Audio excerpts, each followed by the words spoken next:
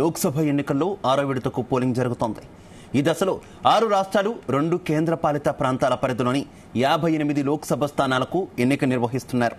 హర్యానాలో మొత్తం 10, ఢిల్లీలోని 7 లోక్సభ స్థానాలతో పాటు పశ్చిమ బెంగాల్లోని గిరిజన ప్రాబల్య జంగల్ మహల్ ప్రాంతంలోని పలు లోక్సభ స్థానాలకు ఎన్నిక జరుగుతోంది. ఇక ఒడిశాలో 6 లోక్సభ స్థానాలతో పాటు వాటి పరిధిలోని 42 అసెంబ్లీ సీట్లలో కూడా పోలింగ్ నిర్వహిస్తున్నారు.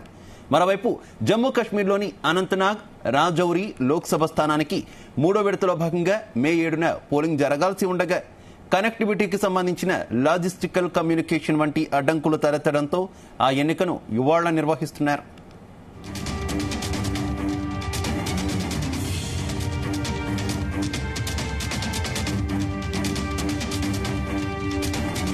నేటితో 486 లోక్సభ స్థానాల్లో పోలింగ్ పూర్తవుతుంది. మిగతా 57 స్థానాలకు జూన్ 1న చివరి విడతలో పోలింగ్ ప్రక్రియ ముగుస్తుంది. జూన్ 4న ఫలితాలు వెల్లడవుతాయి.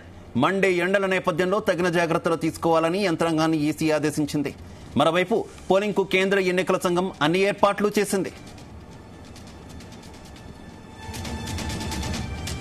కేంద్ర మంత్రులు ధర్మేంద్ర ప్రధాన్, రావు ఇంద్రజిత్ సింగ్, అలాగే కృష్ణపాల్ గుర్జర్ తో పాటు మేనకా గాంధీ, సంబితా పాత్ర, మనోహర్ లాల్ ఖట్టర్, రాజ్ బబ్బర్, కన్హయ్య కుమార్, దీపేందర్ సింగ్ హుడా, మెహబూబా ముఫ్తీ తదితర ప్రముఖులు 6వ విడతలో తమ అదృష్టాన్ని పరీక్షించుకుంటున్నారు.